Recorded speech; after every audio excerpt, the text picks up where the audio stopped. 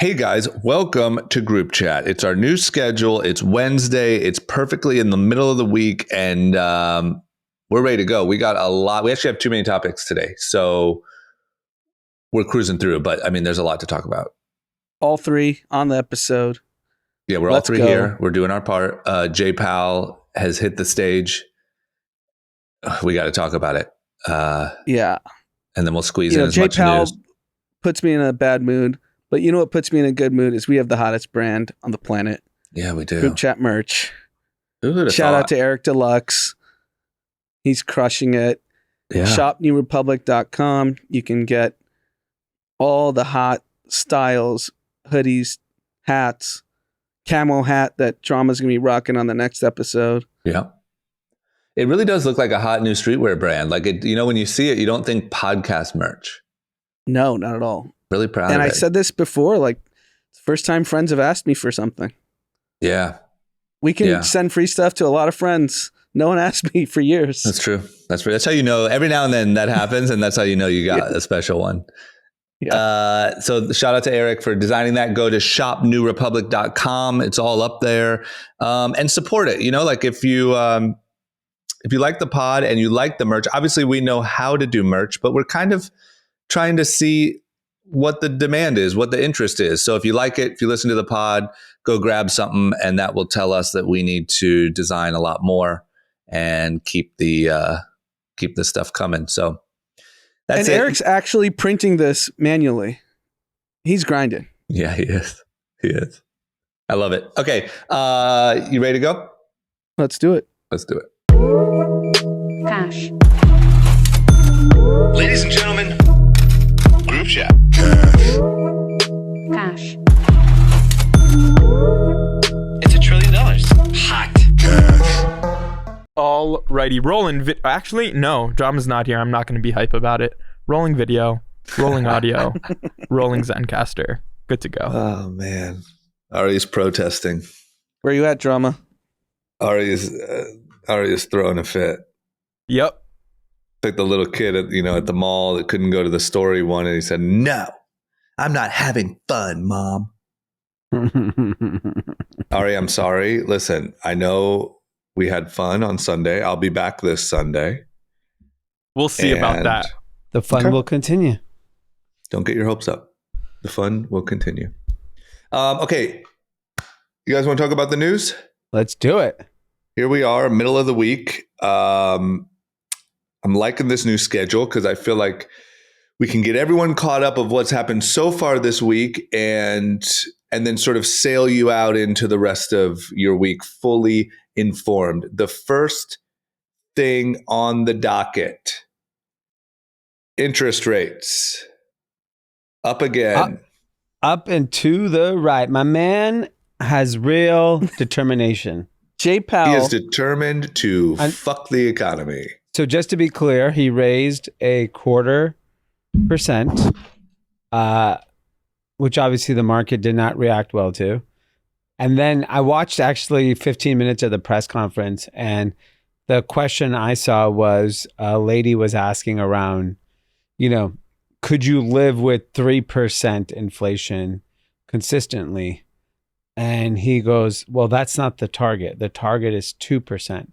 So it's a fabricated target because he has no idea what the difference between 2 and 3% is. 100% interest rates will keep rising. There is no sign of slowdown of interest rates going down. He's so determined to fight inflation.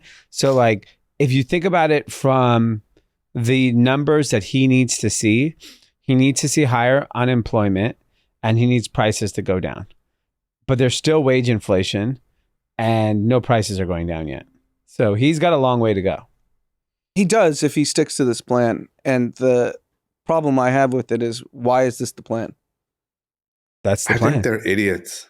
I think they're literally idiots. And it's like, if interest rates are up, here are your check these 3 boxes. Or if inflation is up, raise interest rates, blah, blah, blah, blah, blah, blah. Like, I think it's so dumb. And it does not take into consideration all the money dumped into the economy, all of the supply chain issues. There's no nuance to it.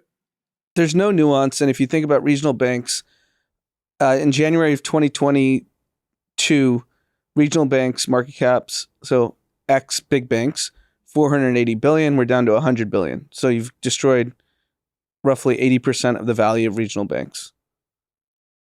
And where's They that were money doomed went? anyways. Right back to the big guys. And one of my best friends, he's very active in real estate, and he's in the institutional world. He said, in real estate, it is 2008. It is complete Not standstill. commercial real estate. No, in commercial real estate, not single family residential. 2008 was. But institutional money is basically just commercial, right? Like, Yeah. other than Blackstone, no one's buying single family homes. And he said, it's go pick up your clubs, go work on your golf game, because this year's done. I know, but here's the thing. That's that. a fun. It's not just. Luckily, Do you wish you were a commercial real estate I do. banker? I want that to be my agenda for the year. let me tell you something. Wherever they were golfing, it's somewhere cheaper now. Yeah, you're right. You're at the Muni course now. The ripple effect. The ripple effect of the regional bank crisis is real. Yeah, the thing is like there's the commercial real estate was going to collapse no matter what because no one's working. There's no one going back to the office. Yep. So fundamentally, That's one part of it. But Yeah, the other but- part of it is these apartment buildings that have to get refinanced debt Yeah. that are not. People are handing back the keys. Yeah, so as long as people are comfortable handing back the keys, what's the problem? They're just The destroying problem for wealth who? of some rich people. Yeah, I agree with that. So It's it's definitely not- like rich it's- people just getting crushed, but then What's who's the going to take care of the debt? So, First Republic Bank has all this debt that they have to service. And I know JP Morgan, I saw Mark Zuckerberg's interest rate First Republic gave him was like 1.2% on a 30-year when interest rates were 3.5%. I saw that too. Good for Mark. Yeah. He's a winner. So he was just they were just losing money giving Mark Zuckerberg money. Yes. But I guess the point is there are ripple effects to this tightening of lending. Yeah, well, he's trying to reach an inflation target. Then some people getting wiped out, if that gets him to his target, then he's happy. That's fine. He's happy. I understand what he is in theory doing, but we have no idea what his motivation to doing that is. because Other than just like a random number. historical data, people believe it's not random. It's just people believe historically that was the healthy, steady state for the U.S. economy. That is what they're using as. That's all they have to go by. But we've seen. Don't you think it's literally like the number has to be 2%? That's what's in my book. Here are my 3 ways to get it to 2%. And the truth of the matter is quality of life for average Americans is going to decline while he tries to get to this number. Yeah, that's Because what he people wants. are going to lose though. jobs. But he wants that I know, but Like why? that's what's crazy. Because is that's at his stupid. desk. because inflation out of control is just his concern, and we have not seen any signs. It's not like when the CPI comes out this month, it's not negative. What do you mean? The CPI, Yeah, it's still. it's positive. Yeah, So until he sees at least it's flat or going down, But I think the point I think Drama was trying to make is that there's no nuance to the conversation. It's like, No. got to get to 2, got to get to 2. What about quality of life? What about people being able to like come home with a wage to put food on their family's table? oh, come on, no one cares about that. Well, and the part that gets me is that not only is there no nuance, like there's no consideration. It's not like inflation is just running rampant. Like we dumped a shit ton of money into the economy. There was a once in a lifetime virus. There was all of these things. Like how can you steer us out of it a little more painlessly?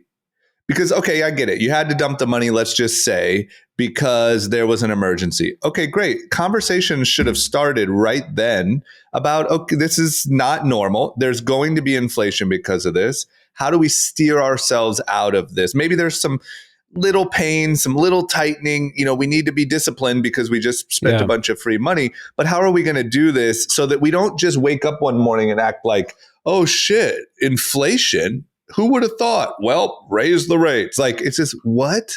You knew this was coming. Here's the only good news I just want to share is that what this means, I think we all believe, is there's going to be pain. It's going to suck. But there will be a day when the party switch gets flipped back on.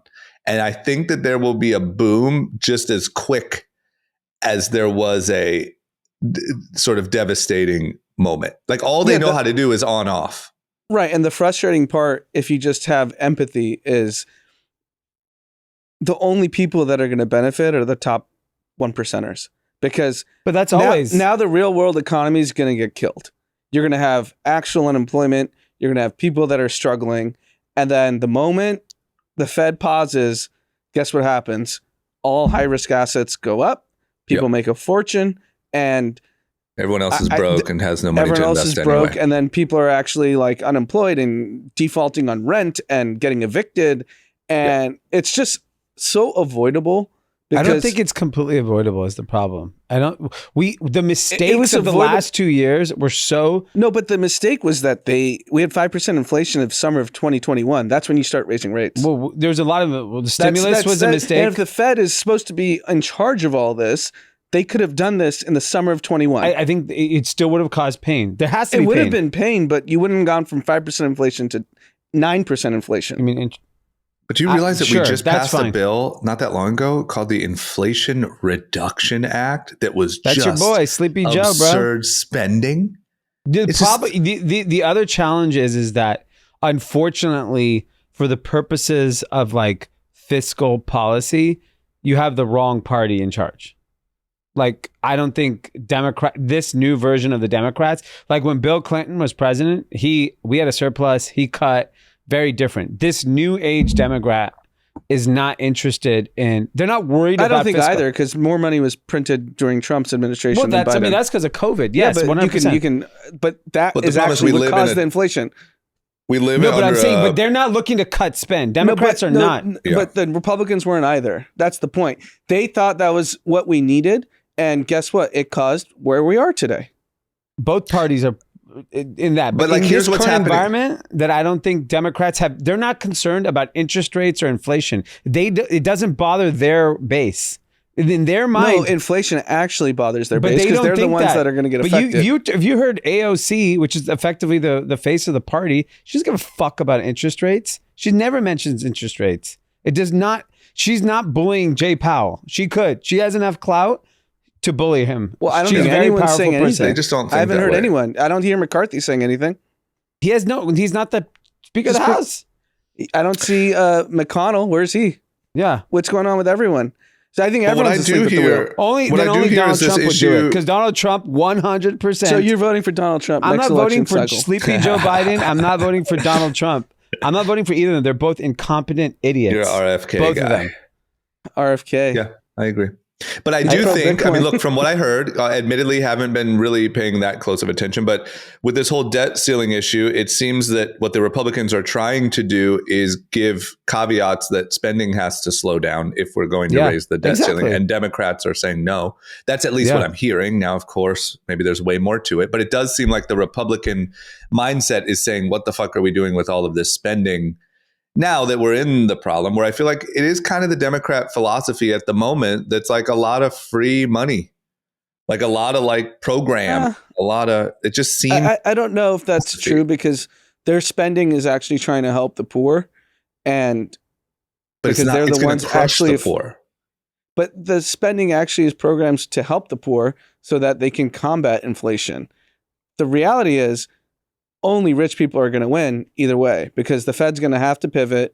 They crushed regional banks. They crushed this whole sector of the economy that is so important to growth for small businesses. So small businesses now are going to get crushed. The regional banks would have got crushed anyways because of commercial real estate. I disagree. I think they would have been, hey, we just sped it up. That's all. Say that. You think crushed though? Don't you think it's they put so much money? Most of the regional banks are the biggest lenders to all these commercial real estate. Yeah, but why are they getting crushed? Because the interest rates are so high. And these buildings are empty. That is the fundamental problem. We're not, even in 3% interest rates, they fail. These business buildings. Yes. But not developers. Developers got crushed because of interest rates. Sure, but because this apartment building, I know as much shit you talk about it, is going to be filled. It's just not going to be filled at the price they wanted. No, not even the price. It will be filled at the price they wanted. Commercial real estate gets priced at a 4 or 5% yield in the last 15 years. 4 cap, 5 cap. There was no 10, 12 cap. Now for real estate to be investable, you have to be at a 10, 12 cap because you can get 5% sitting in Apple Cash. Yeah, well, they should have thought about that. They didn't. So that's actually the function of why commercial real estate, separate from office. I know office is massive, but all these developers are fucked because if you're a lender, why would you price anything to a 5% yield? Because that is what real estate's norm was, because you were getting 1% in the banks. Yeah. So now you need 10, 12 with the risk, because guess what? What if people don't lease this building? You need to know you're at least getting 10, 12%. And if shit hits the fan, it's 8, 9. That's why I don't do real estate. I don't trust these people. I have this. I've been preaching this to D. I think LA, and I don't think I've said this on the pod. I think LA is gonna be a complete disaster in the high end real estate, high end everything, because LA, from what we've seen over the last 20 years, it's disproportionately real estate wealth, as opposed to like New York is finance, hedge funds, SF is tech. They've already gotten their medicine. Like tech's already bottomed out. And LA is now finally hitting this real estate collapse that is going to be devastating to high-end people in LA. And it's going to be interesting to see the ripple effects. I've heard anecdotally stories of billionaires handing over keys, billionaires now being worth 50 million versus being $1 billion. That's a big difference. And I think that story is going to be pretty widespread in Los Angeles. Sure, it only affects the high end, but I think there's like a apocalypse coming. Yeah. And I would argue that like there's not really much that only affects the high end. Like it's always connected, whether it's connected then to a bank and the bank has trouble, or it's connected to staffing and the staff now has trouble. Like, I don't know. I just think anytime one area gets wiped out really big, the ripple effects are big. Sure. You know? Yeah. Yeah, I think the challenge is that now everyone is pessimistic about everything. So we're actively all looking for what else is going to fall, as opposed to 18 months ago, we were all looking for what else is going to win. Yeah. So like we were like, if crypto is going to work, then fucking NFTs are going to work. If NFTs are going to work, then fucking real estate's going to work. Go get yourself a Lambo. Cars are going to work. Watches are going to work. Now we're like, okay, regional banks collapse. That means commercial real estate. High end. We're just all now everyone, and this is why in investing and in consumer behavior, all that matters is confidence, not actual real numbers. Yep. And even when everything was going up absurdly, it did not make sense. It was from a numerical standpoint. Of course, it was so fucking 100x stupid. Revenue deals, all that nonsense. All that was dumb. So what we did land on though is that the confidence of the economy was so high, and the confidence in everything we do was so high. Today, it's just doubt. Everything has doubt. Like, I'm sure there's probably incredible real estate opportunities right now where people are building things and doing things, and they're not getting underwritten on the best case. They're getting underwritten on the worst case. Yeah. Well, I think they're getting underwritten on the sense that that's actually math, because that's institutional money. It's not consumer confidence. I believe you're right on consumer confidence is more psychology. If you think the economy is going to be great, you don't mind going out to the next dinner reservation or whatnot. But the institutional money is basically like, hey, you price this at 5% and I can get that anywhere now as an institutional fund. And guess what? You're taking a 70, 80% haircut on your real estate. And single family homes are fine. So that's the good news, because that's the majority. But I think, Drama, to your point, where does the ripple happen next? Yeah. So if all these rich real estate developers are cratered and the banks are stuck with the mortgages and stuck with the debt, where's the next order effect of that? And that we don't know. Yeah. Yeah. But Powell doesn't give a shit. No, that's what I mean. After watching this, there's no chance he's pausing anytime soon. So the Fed basically. Well, go ahead, Anand.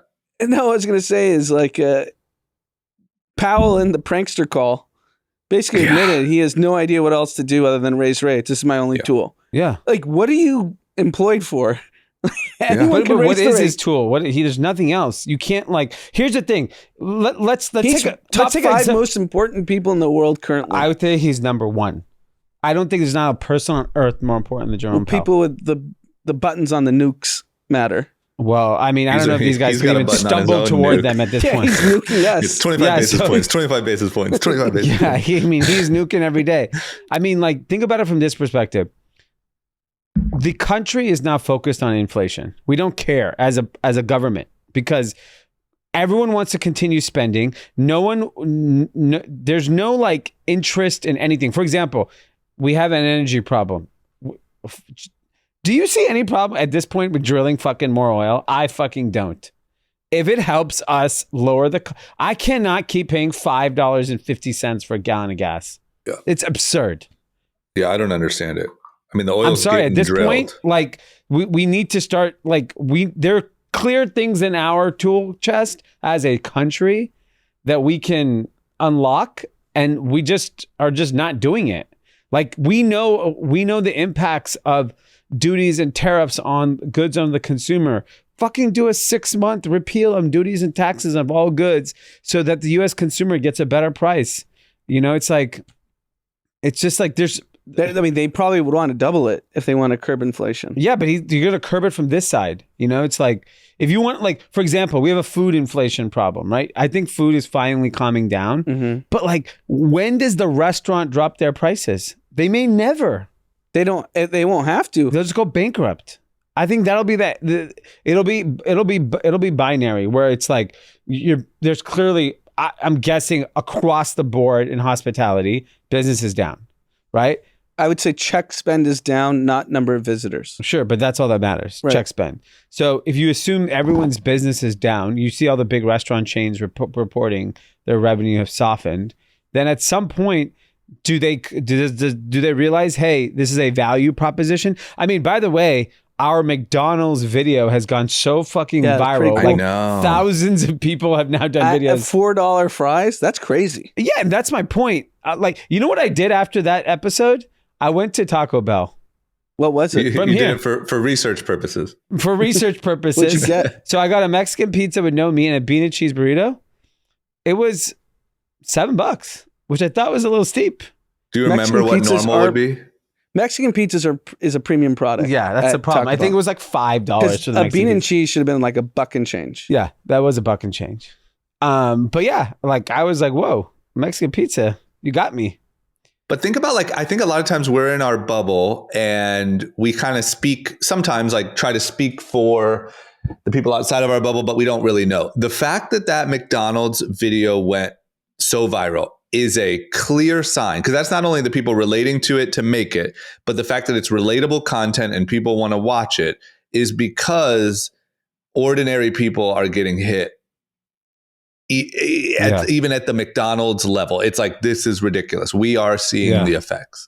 Our videos don't go viral like that. That's one of the most viral, duetted videos we've ever made. Multiple people. Yeah. 2 different people clipped us and posted No, it. not more, way more than 2. Go search. It's 2 a just ton. went way more 2 viral. went ultra viral. No, Millions there's of people. one on Instagram now that's even more views.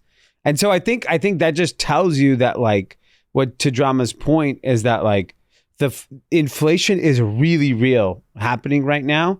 And until these big clear signals happen where price has to go down, like McDonald's needs to come back with, what does value look like at McDonald's? I'm sure enough people at McDonald's saw that video. Yeah. I got 10 million fucking views. Mhm. So it's like, they clearly have a value issue.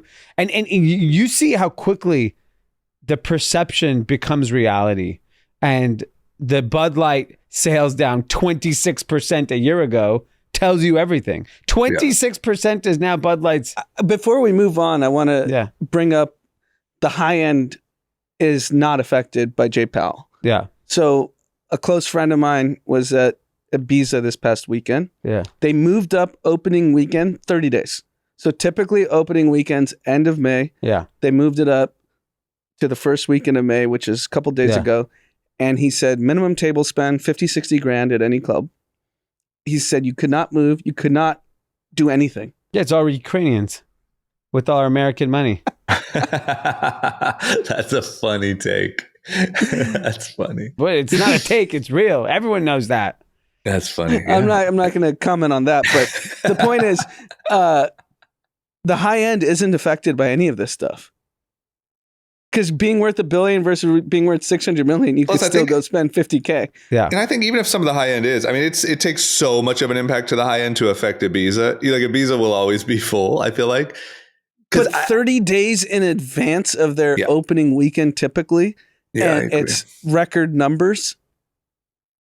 I agree. Look, this would be my closing statement on that point is to our listener, if you can afford it, and I understand that it might not be this easy, and I fully get that. But there's going to be pain. Like they are insistent on fucking up the economy. They have to. That's the only tool they have. But I just really think like if you can make it through this and you can save some money somewhere, there's going to be an on switch that happens. And there's going to be a boom out of it that's also going to not make sense. It's going to be like, we're just doing this again.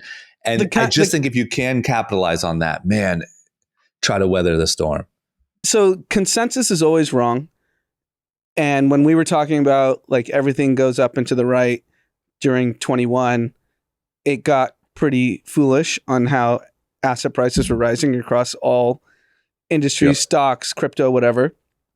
We're probably at a similar place right now in terms of how much doubt there is.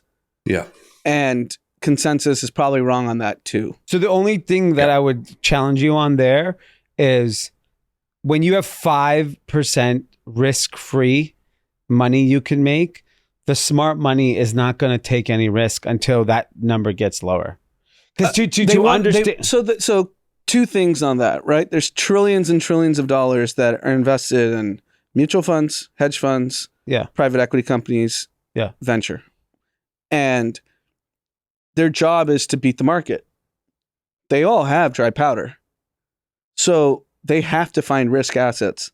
So I think risk is honestly the biggest winner. I think I said this in our predictions pod back in January, that risk assets will be the biggest winners because interest rates are so high. If you're a fund manager, your job is to invest money. You get paid 2 and 20 on trillions and trillions of dollars across all these different fund managers. So if you can't beat what you can get in a savings account, you're not employable. I think that's what's... I'm going to go the opposite, say they're unemployable and get rid of them.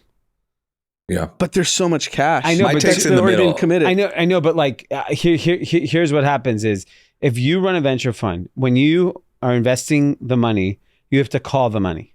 It's not in your bank account. Yeah, of course. Okay? They've committed to it, but you have to call it. Yep. At some point, these people will be like, most of these VCs haven't done anything in a year. Mm-hmm. In 1 year, they've done like 2 investments. Okay. Yeah, so what are the 2? Stripe and OpenAI. Okay. Those are the only 2 investments anyone has done. So if you assume that those are the only 2 investments that people are doing, then I mean, everyone's just waiting for OpenAI to be worth $1 trillion. That's basically the venture industry today. I think they need it to be worth 2 or 3 trillion. Okay. So you're banking on the nonsense people are putting into a chat app to be worth $2 trillion. So good luck with that. And so the point is, and we've discussed this, there's too many funds. There's too many mutual funds. There's too many venture funds. But their job is to deploy the capital. But I know, but maybe I don't think right now they are, right? I think right now everyone's that's the point. They're not at all. But I think the LP, if you're a fund manager, right? The fund managing game is very simple. You raise $1 billion, you collect your 2%, you spray and pray. You hope in 10 years that $1 billion is worth $3 billion, but you deploy it quickly so you can raise the next $1 billion, get your 2% fees. But I don't think LPs are that stupid. But here's the thing like this. Okay, for the Norwegian Sovereign Wealth Fund, he's a humongous fund, yeah, it's right? one of the biggest. They're not looking for 20% returns annually. What are they looking for? 6, 7? Max. And they're heroes. But they have I think Norwegian has like almost $1 trillion. Okay. And you know what I would do? They do, 5% in venture. Yeah. all these I know, sovereign wealth. if they cut that allocation, look, if I'm the Norwegian dude that's running that fund, you know what I'm doing? I'm opening up my iPhone and they're giving me 5% on my iPhone, and I'm putting $1 trillion. I'm putting $1 trillion. I'm calling Tim Apple and saying, "Hey, Timmy boy, me Norwegian god here. I want to put $1 trillion into the app. How do I do it?" But you have all 100%. this money from people that have to deploy it, so they have to get risky. So but I think you're both right. I think like you're right, Anand, but I think at the same time, the reason why there's a little bit of a stalemate right now is because it's like there's risk-free 5%. I don't know. It's too risky to take any risk. I think there's like a stalemate, but I do think that the moment that risk-free number goes down and maybe there's some financial engineering here, everyone goes nuts because everyone is just sitting on all of this cash. But doesn't it feel like there's just kind of a stalemate because it's like, I don't know, where do I even put it? And I think in venture, because that's what I know the most about, not as much in hedge fund and private equity, the main guys at all these various venture firms have made so much money in the last 10 to 12 years personally. Yeah. Whether their funds take markdowns in the last 2 years, whether they lost their ass on all these deals that everyone's lost on since 21 in the private market, they still control the GP, the general partnership. Yeah. And their partners who actually are the ones doing the work, who haven't made the fortune that these guys have made, are showing up with deals and they're like, no, we're not doing it. And they're okay with standing pat because they're already rich. And these new partners are coming in with all these deals and they're like, look, everything you said in the last 2 years was wrong. I'm already rich. I'll just wait it out. And they're allowed to wait it out because they control the firm. Yeah. And that's why ventures come to a standstill. Because it's still controlled by all the people that made the fortune. But don't you think also because you can risk-free make 5%? Because there's CDs, there's a few places now where you can make your 5%. I think it's also like they're getting yelled at by their LPs. But the LP, the Norwegian king is like calling whoever at the fund and be like, Jimmy, I can open up my phone and get 5%. What are you giving me? Well, literally open up my phone and get 5%. Yeah. I mean, a lot of people have rolled snake eyes showing up to the kingdom. Yeah. So I think because even the kingdom, MBS is like, why don't I just put it on my phone? Yeah. By the way, the kingdom doesn't need a 10x return. No, that was more sexy. It was, If I'm the kingdom, I get my 5%, take that 5% and just hire all the rappers you want to have a good time when you're in. They're doing it. Great time. I just don't think there's any, like, if I'm sitting with gobs of money, why would you take any risks? The reason, look, MBS doesn't have to take a risk, but whoever he employs to run Saudi sovereign wealth has to prove his worth. And no, I think it's AI. It's Apple phone. Apple interest, AI. That's the dynamic which I think I'm trying to stress is that doesn't matter how much money, doesn't matter how much risk-free. Why can't people lose their jobs? Why, like everyone else is going to lose their jobs. Why can't they lose their jobs? Why can't venture get cut in half? It probably will. And the partners that made the fortune are going to turn into family offices. Yeah. Give me like the closing statement. Closing statement is probably need to shut down a bunch of funds until it makes it impossible to earn 5% without doing anything. Yeah. Risk assets to the moon. That's my boat on it. I like that. That's two totally different sort of takes, but I like it. I like it. Okay, we didn't go into Bud Light, right? So sales are down 26%. I mean, that's fucking crazy. Year over year, 26%. So I think that we started with like, sales are down this weekend. It's hot on TikTok. Yeah, sales are down a little bit. I do still think, I just want to be clear and go ahead and put this out there. Long-term, Anheuser-Busch, fine. But 26% decline year over year is massive for Bud Light. I mean... And I know we talked about longer term, what could happen. Everything will be forgiven. I think it's different now. You think it's an existential threat? I think it's an existential threat for that particular brand. They obviously have a humongous portfolio, and maybe. But I mean, I'd have to imagine Bud Light is the biggest product. Yeah, it is their biggest product. And the thing that I struggle with on Is the it Bud really? Light thing, It's Do you either know that, or Budweiser you or just Bud Light. Yeah. I mean, who drinks Budweiser? It has Everyone to in be Ohio. Budweiser. Everyone in between here and New York. They don't drink Bud Light? He drinks Budweiser. Remember Coachella? We'd be I sitting like by the Budweiser pool. better He's than getting Bud a Light. It's Budweiser. way better. Okay. And I was Okay, drinking a fine. Coors Light. We have a picture I actually posted on Instagram of Drama drinking a Budweiser and me Yeah. drinking Coors So Light. Some here's Marlboro my Reds. thought on it is that I think Anheuser-Busch, the company, is obviously fine. They have enough portfolio brands.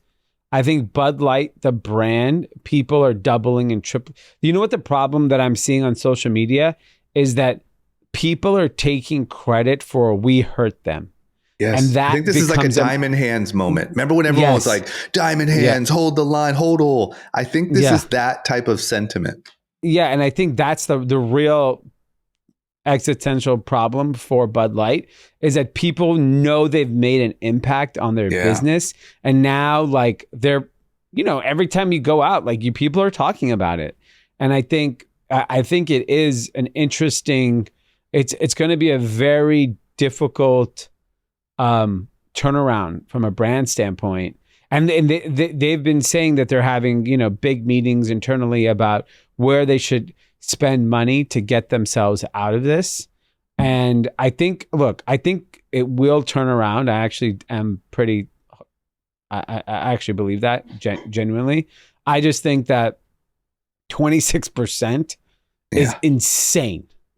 It's definitely insane, and They got to just be they quiet, have to though. do something. They need to Like, make to a move. me, this is one of those things like you got to just let blow over. Like in the end, GameStop didn't really work out for most people. In the end, blah, blah, blah. Like these things are like quick trends. And every time you talk about, the CMO trying to figure out blah, blah, blah, or sales are down, whatever, it just gives more ammunition to the people that see they're having an impact. Like if I'm them, I'm just trying to be as quiet as possible for a little bit. Just understanding that Bud Light is like a staple and just there's waiting even for it to blow rumors that over. the LGBTQ community is boycotting Bud Light. Why? Because they fired the marketing manager? Oh yeah, I'm sure. Think about it. Now they're like kind of not apologizing, but like we messed up. We're firing people and reshuffling. If you're them, you're like, you're not a true ally. Here's my belief when it comes to brands and taking a stand on anything. If it is not inherently in your DNA as a brand, like take Ben and Jerry or Nike or Patagonia, these are like iconic brands that have always taken a stand.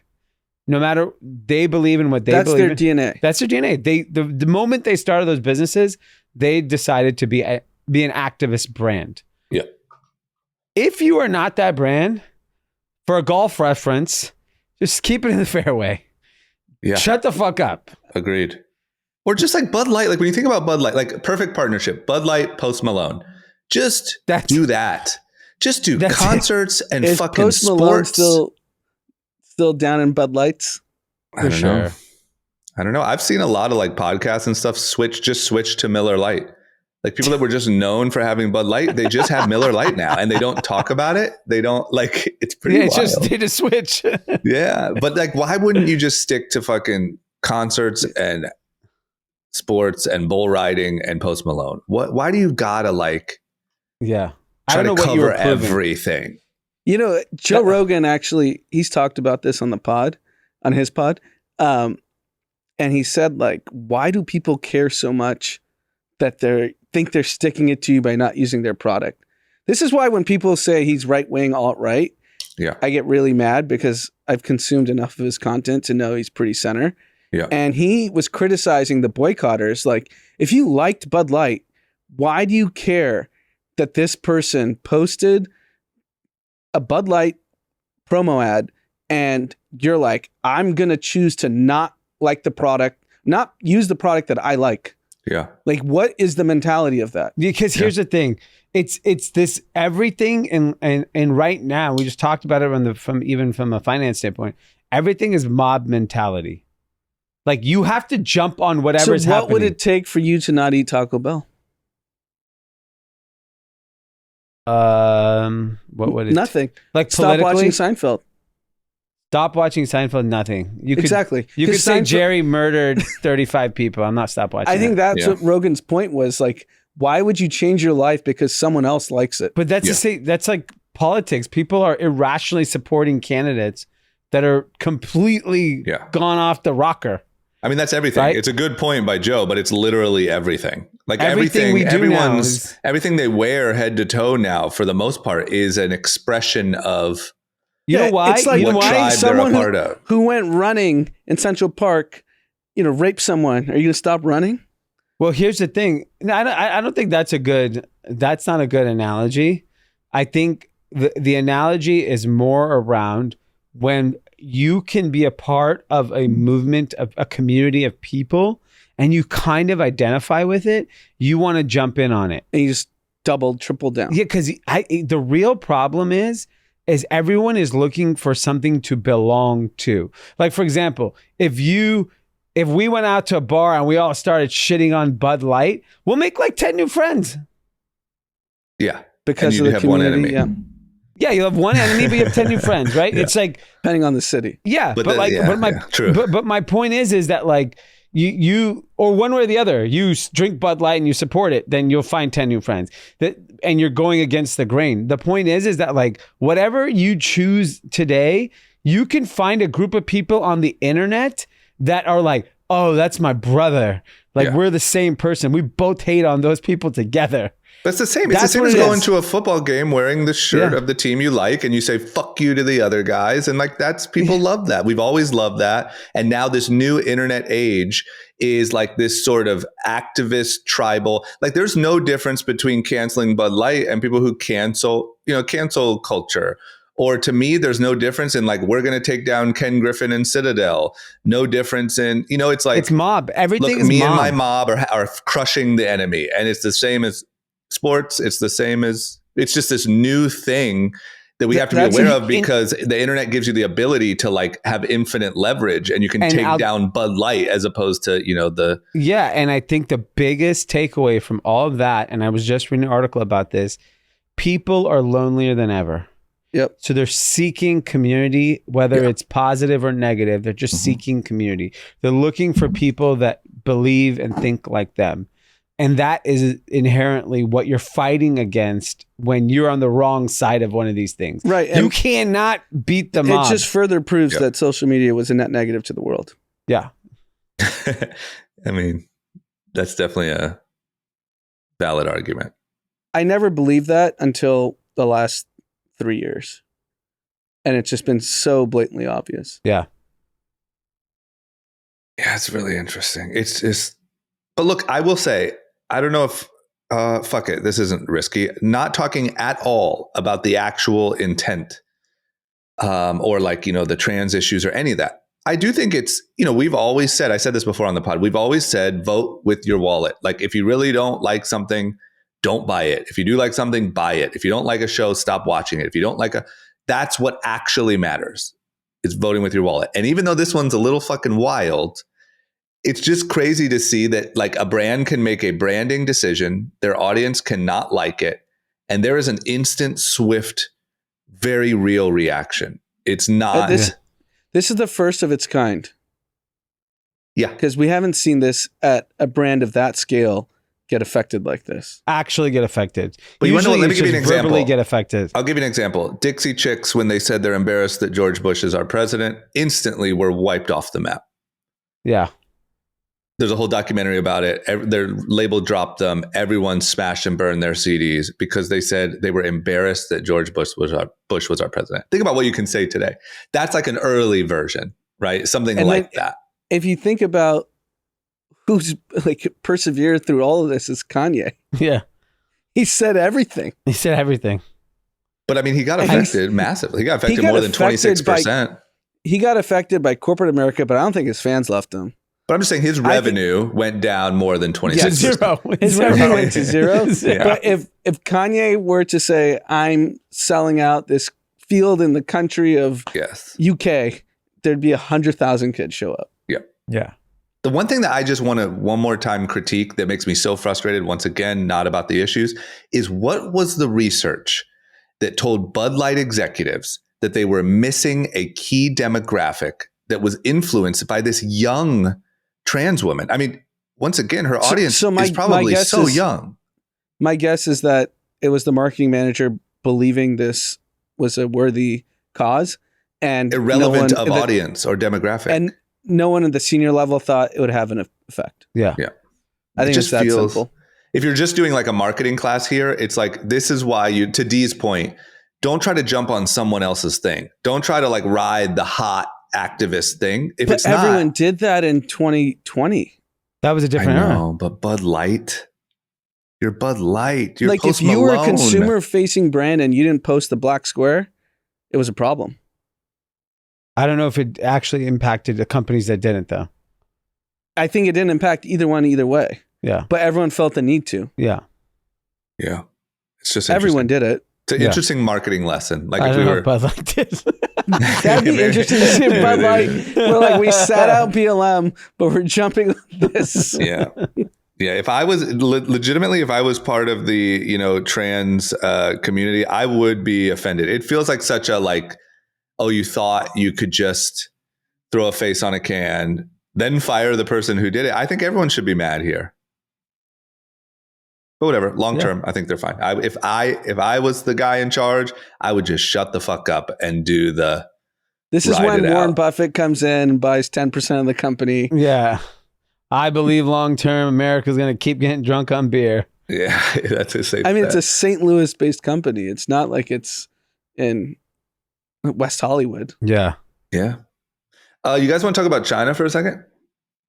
Yeah. We got two big China news stories. One, lawmakers are urging the SEC to crack down on Shein. We've talked about Shein a million times on the pod, massive fast fashion retailer located in China. They're saying that there's allegedly forced labor happening. So there's some real issues there that we're asking to crack down. And then I'll just throw this one in and we can talk about them both. There's an app. Remind me what it's called. Temu. There's an app called Temu, which is like a shopping app. Their whole tagline is you can shop like a billionaire. There's smartwatches for $12 and there's this thing you can just load up on stuff. It's just like you're rich. People aren't too sure about this either. It's just more China app, more data collection, more. It just like shot up the charts. Became really popular here in the US. And it's just another. It's the number one shopping app in America. It's Temu. There you go. So two issues there. You can go at whatever order feels best. So I think on the Temu side, it's really fascinating. So they're owned by Pinduoduo, which is like a $90 billion Chinese company. So they are armed with cash. They are going for a land grab of this like low end discount shopper in America. It is an incredible, to give them credit, incredible site. Like just the way that the site is designed, it's very much reminds me of when I first saw Shein. I was like, oh my God, this is going to work. This is how I feel about this site. Basically, government is now kind of peeking they're looking around and they're like, how do these prices work? I've been making stuff a very, very long time. The funniest item, and I've said this on the pod, is a USA flag hat, right? They're selling it for $3.50. You can actually sell that hat for $3.50. I know how much it costs to make. It probably costs $1.50. I've made hats for $1.50 before. So I know you can make the hat cheap enough. The challenge is it's free shipping. Yep. That does not make sense. They're losing money on shipping you the flag. Yeah, and I think they're obviously banking on you having a basket size where you can subsidize some of the shipping. I would bet that the basket size is small. $10-$20 max, right?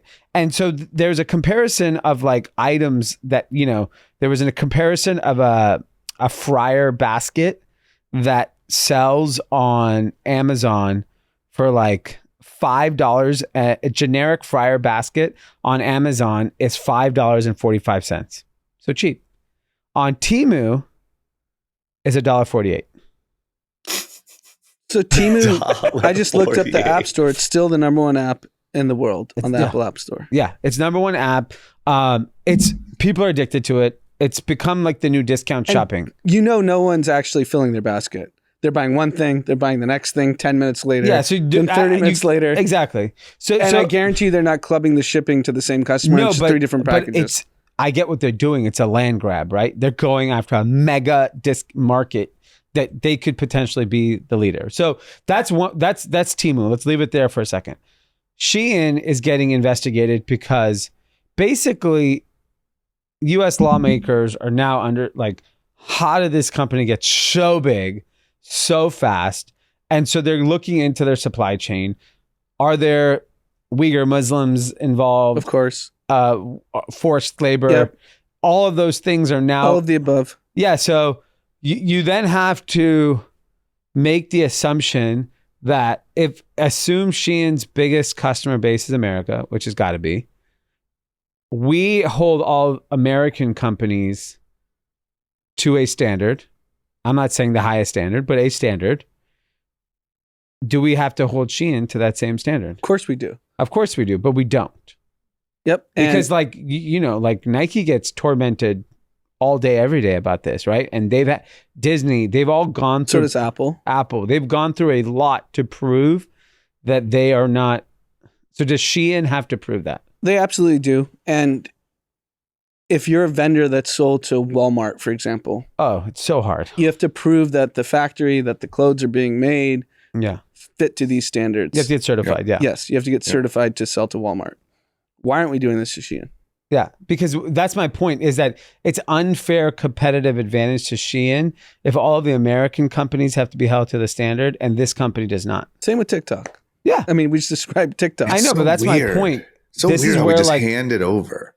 Yeah, like across a lot of categories, like we're not arming our American companies with the same kind of, because in China, they would support the Chinese company over the American company. Of course. And they protected the internet for Chinese companies. Yes, we're not even allowed to operate. Exactly. So my point in all is I have no problem with Temu or Shein, but then let's loosen the restrictions for American companies. Let them play on a level playing field. 100%. As long as we do that, then I have no problem with it. If Walmart can do Temu, then it's all good. But Walmart can't. Yep, Walmart can't. And this is what gets me so frustrated. Like, what are politicians in Washington, both sides, doing every day? Just fighting. Yeah, they're just fucking arguing and like I don't know. It's so I don't see any politician on either side talking about interest rates or the effect on inflation, the economy in a major way, right? Maybe they're issuing certain statements like, yeah, we need to get inflation down, but no one's talking about the regional banks. No one's talking about small businesses. There's insider trading all day. Did you see that congresswoman that sold her First Republic stock and then bought JP Morgan stock right before it was announced? It's so good. We just have a joke. It's just a complete joke. Yeah. Because they only want to get the soundbite, and no one actually wants to do anything. And that's both sides. Yeah, they want the hot tweet. They want the problem is they go for votes, and to get votes or support, you just have to say the right shit. You just have to virtue signal. You just have to act like you care about the right things. Like the average voter doesn't understand Shein, forced labor, and the process that an American company has to go through to get into Walmart. They don't fucking understand that, but they do understand whatever buzzword or clickbait title. And the whole thing is just ran by that. That's all they're incentivized to do, not to actually make shit better. I mean, I hate to say this, but the incentivizes for democracy have, because of social media, have proven it to be not as functional of a government, because you're just trying to go viral. You're just trying to get the most votes. Because I don't think in a pre-internet era, politicians were acting like this. Yeah. Because you just actually govern, and then you say at the election day, here's what I accomplished. Yeah. Here are the 5 things I did for our city, our state. No, it's what you did in the last 15 minutes. 15 minutes. Did you criticize Bud Light or did you support Bud Light? Yeah. Yeah. That's all that matters. Yeah. And social media kind of broke democracy, in my opinion. Yeah. So you're not big on social media. No. So you would no question you would erase social media if you could go back in a time machine? You're addicted. I'm addicted. Of course I'm addicted, just like everyone. I'm not saying I'm not at fault for this, but my point is it's terrible for society. Yeah. Because we've basically put our politicians who are supposed to make our societies better all over the country just addicted to what clip they can get on Twitter, Instagram, TikTok, and go viral and get a bigger, like, look at DeSantis. DeSantis was actually pseudo competent at the beginning of the pandemic and he turned into a buffoon. Yeah, because he had to Keep up with please the the lowest clickbait. common denominator. Yeah, and now Yeah. his career is almost over. Yeah. I mean, think about how hard it would be if you're, let's just say you're a DeSantis or any Democrat, whatever. It's not a party thing. And you're like, okay, I'm hot right now. Like I got a couple things out in the ether. Like you're hot right now. And then literally it's like, okay, what's your thing next week? What's your thing next week? Like you, Well, yeah. like Well, it's so to your point, impossible. you know, That's it. That's we're old enough that when we were in high school, the State of the Union actually mattered because it was the first time you recap what happened last year, what's going on in the next 4 years or 2 Yeah. years. Now it's like the state. It's every day. Is the It State of the changes Union. before the speech is over. well. The problem is more of, to your point, drama is more around that you are trying to get attention for that day and that moment and that week. Yeah. Yeah. And so what happens is you operate with this near-term kind of bias where you're only trying to focus on what's happening this week. So for example, like everything moves so fast. Like put like social media, for example, at least the social media that you and I, we all live in, which is predominantly finance technology focused, right? Let's just take that Yeah. bubble. All anyone talks about is AI.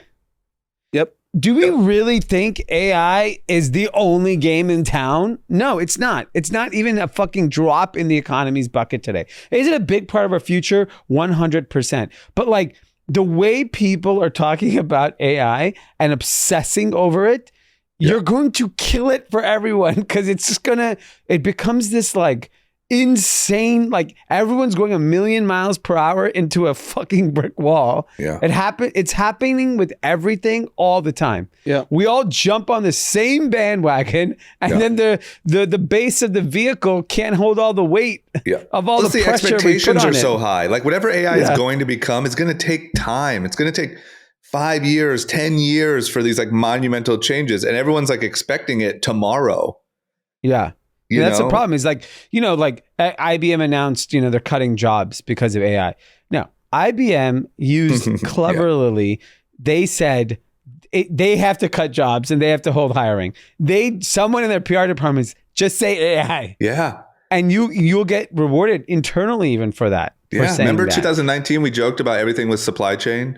Everyone's sales down, everything with supply chain. Like when there's a hot news topic that you can start to dump the blame on, everything, so many companies need to let people go in the next 6 months, and AI is going to be responsible, quote unquote. Yeah, for The 50% real of it. problem is, sadly, it's the freedom of information is putting us back as a society Yeah. because everyone has access to all the information all the time, and we're not equipped to handle it. No, we're not equipped to That's handle for sure. AI. That's We're for sure. morons. We're all morons, and we don't need the news 24 hours a day on 6 different platforms. Yeah, that's for sure. So it's a no on social media for you. I mean, I'm still going to use it, but it definitely harms society. Yeah, I think unequivocally, I can't think of a net positive, at least in Western democracies, where it was helpful. Yeah, I have trouble pointing. Yeah, it's a good argument. Okay, let's wrap it up. Winners, losers, and content. D, who's your biggest winner of the week? My winner is the NFL. And the reason why is the NFL draft happened this past week. And the first round draft ratings in 2022 was 10.3 million viewers, which is insane. It was in Las Vegas. It was like a hot event. This year, it was 11.4 million. The other big takeaway was originally they thought the Super Bowl was 113 million viewers. Nielsen came out and said it was 115 million users. So even 2 million more viewers than they even anticipated, making it the biggest ever in any TV history. That's so This- wild. Product of the NFL Yeah. it's That's how you blockbuster. know. That's how you know it's Yeah. fucking hot. Because to me, The like, what, is that the draft? lowest? Like, maybe I'm wrong here, but like, it's the fucking draft. Like, it's not a game. Yeah, It's not a whatever. And the fact that football. it's just blockbuster. There was, I think, 302,000 people that showed up in Kansas City to watch the draft. during the week, the 3 days or whatever. So people are just And- starving for anything football related. I was watching the draft, and I actually questioned. I was like, "Are these actors? Like, how does every team have a contingent in Kansas City? Yeah, they're just that passionate. Oh, they all had Like, like, they a crew. flew in. Like Yeah. a crew of There's fans. no way there's like 1,000 Guess Seattle who sponsored Seahawks that draft though? Bud Light. Did they? Yep. Yeah, They had the Bud Light tent Oh, that out was there. the stage. Yeah. The comeback mission comes back. That was our advice. Yeah. Yeah, they listened. That was good. All right. Okay, that's easy. Anand, who's your winner? My winner's F1. So Miami's happening this week, and I know nothing about F1, but it just keeps popping up on the evil social media of mine. And You gotta watch the Netflix show. It'll make you like it. Yeah. do you watch it now? Yeah. I haven't Really? watched the new season, but I watched the first season. It's called No, I'm Drive saying, to do you Survive. watch F1? Oh, no, I don't. I'm going to be honest, but I fully understand it. I fully understand why people love it. Before it was a complete mystery to me. Now I get it. Yeah, I mean, it's just on the zeitgeist. Everyone's talking about Miami F1 this week. Yep. And it shouldn't be on my radar because I can't even name one driver other than Lewis Hamilton. And then people are talking about, the Vegas one that's coming up in November, and they just added like 4 different countries. I think Yeah. Uzbekistan and all these different places. Yeah, no. You gotta watch the it. F1 tour is ridiculous now. It's wild. Yeah. I'd be curious to see. I bet you that show, I bet you F1 saw a boost from that show. Oh, for sure. I mean, that's the only reason why F1's popular is the show. That's the only way it's popular in America. Yeah, yeah. No one cared about it in America No. until the show. Like the It's amount of so people good. going to F1 Miami is ridiculous. Yeah, that's all I bet you Netflix. there's no recession this weekend.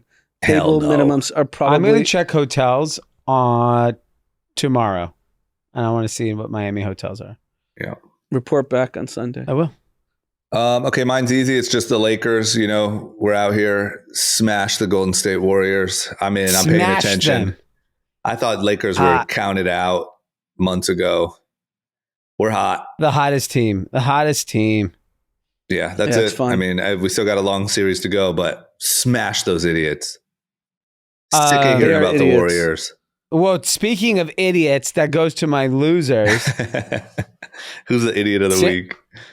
It's San Francisco is losing. 2 Nordstroms are leaving the city. The equivalent of square footage is 350,000 square feet. I can't Nice. even conceptualize 350,000 square feet. Is because that the crime and the experience for their employees and customers is not safe. And doesn't Nordstrom only have 100 stores? That's 2% of their stores.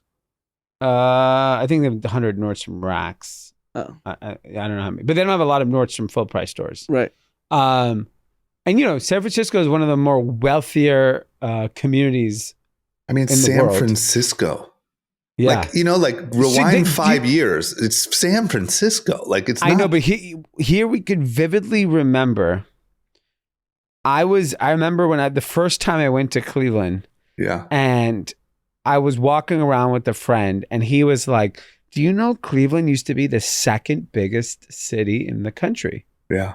at one point?" And I was like, "What?" Detroit was. But the industry Detroit didn't too. leave. That's because industry's left. The industry I know, still but- wants to be there. No, but the industry does not want to go to an office and be in the city anymore. The Yeah. industry has now just moved out to the suburbs, right? But don't you think you know- the crime and just the shittiness has the country shot I or know, but- the city shot itself in the foot before? 100%. But when technology is the one that pioneered work from home 10 years ago, right? Yeah. They believed you could do this hybrid workforce. And then COVID just proved that potentially these companies could still make a lot of money and do it. And the biggest companies in the world ended up doing it. And so then they look at their cost structure like, yeah, fuck it. Who cares? It's not like no one wants to live here anyways. So let's just leave. If there was a bustling lunch crowd, I promise you San Francisco would be different. But there isn't. There isn't downtown San Francisco. I've been there plenty in the last year. There's nobody walking around. It's not crowded. It's not bustling like it used to be. I think it's a double whammy. Yeah, and so now you take the momentum of like this whole work from home thing, plus the crime, plus no one wants to be there. It's going to be the most epic turnaround if they could figure it out. I think it's going to take 10 years though. It'll definitely take 10 years. Near term is going to be rough. Because other people have already left, right? Some CVS's. Now everyone's going to leave. It's groupthink. Yeah. You know what? Macy's is like Walgreens left. Nordstrom left. Nordstrom. Yeah, Plus, it's another great excuse to cut costs. Yeah. Like it's another thing to be like, you know what? Fuck it. Like, do we really need that? We could reduce our footprint. Look what Starbucks did. Yeah. They're out of there. If Starbucks starts leaving, I think Starbucks has to leave. There's no office crowd. Yeah. They've closed some LA stores, right? Starbucks? Yeah. They definitely have closed LA locations. Anand, who's your idiot of the week? Vice Media. Yeah, that's a bummer. It sounds like they're filing for bankruptcy. This is once you go woke, you go broke. I don't know if it's about woke. They did go woke. It was a $6 billion company at one point, and the content sucked. It used to be cutting edge, and it never. Also, I think Shane Smith was just an excellent salesman. Like, I think he made sold his bag. that Let's company, made his bag. He did his thing. And I don't think they could ever keep up with the expectation. And then they went woke. Okay, mine's Be Real, the famous app Be Real that everyone was talking about nonstop last year. Quick little stat. The app has seen its daily active user figures drop by 48% from its peak in October 22. I mean, that's going to zero, just to be clear. The problem is there's like that kind of network effect. If people stop doing it, the whole thing is that there's kind of this like peer pressure to like do your thing because everyone else is doing their thing and you got to do it in that moment. I agree. I think once it starts to tumble that much, it just goes to zero. It goes to zero. And I don't think they've innovated enough on the product level where there's attracting a different customer. Any of these like consumer network effects businesses, they rise as quickly as they fall, like Clubhouse, like, Be Real, things like that nature. Like they get the momentum. And then if you don't figure out a way to keep it sticky, people move on pretty quickly. It also just feels like when your whole business is like what could be a feature on another app, it's tough. Yeah.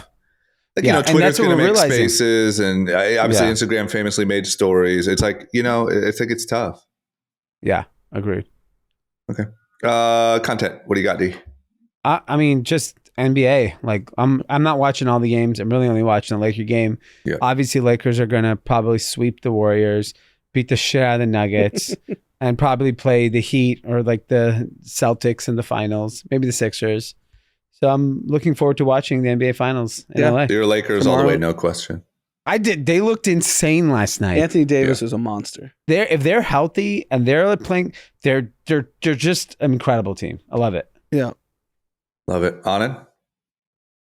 No content, just another loser. Regional banks, Pacific West Bank, as we speak right now, at 2:11 p.m. Pacific time is down 55% in after hours. They're gone. Thank you, Jerome Powell. Who just said the banking system is sound. He said it's stable. Yeah. This guy has no idea what he's doing. Yeah, JP Morgan and Wells and where everyone's going to go is stable. Yeah. That's all that's going to happen.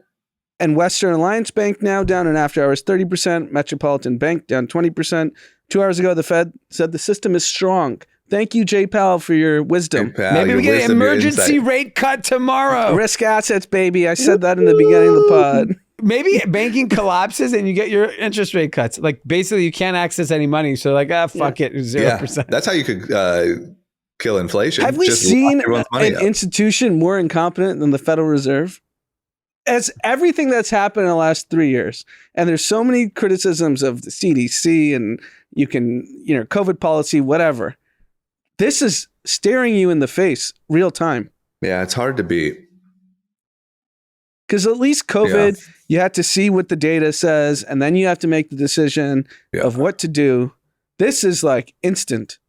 Yeah. Yeah, it's a tough one to beat right now as far as incompetence. My content is, since you went Lakers, I'll go, there's a UFC fight Saturday, UFC 288, Aljamain Sterling, Henry Cejudo. Not that exciting. It is a... Yeah, who are these people? Yeah, it's a lower level. It's a pay-per-view, but it's a lower level. You're fight, subscribing. But it is for belts. I'll be watching, yeah. Do you do a party or you just do it solo? Been going over to Michael Mente's house a lot for fight nights. He's been my fight buddy. Oh yeah, he's a big fight guy too. Combat sports. It's small. It's him and his buddies, like 4 people. You know, just like someone to watch with. If not, I just watch at home because I like actually watching like what happens, you know. Everyone have a great rest of your week. Have a great weekend. I think Sunday, hopefully we should be able to get through some of these Kathy questions. I think it'd be better in person anyway. So we didn't forget about you. We will get to that. Make sure you check out the merch, shopnewrepublic.com, your group chat merch. I think I'm going to get my hands on one of these camo hats. Hopefully, if Eric Deluxe sends me a message, I'm pretty excited. Yeah. There you go. Group chat merch, hottest merch in the game. Everyone have a great rest of your week. Bye-bye. Peace.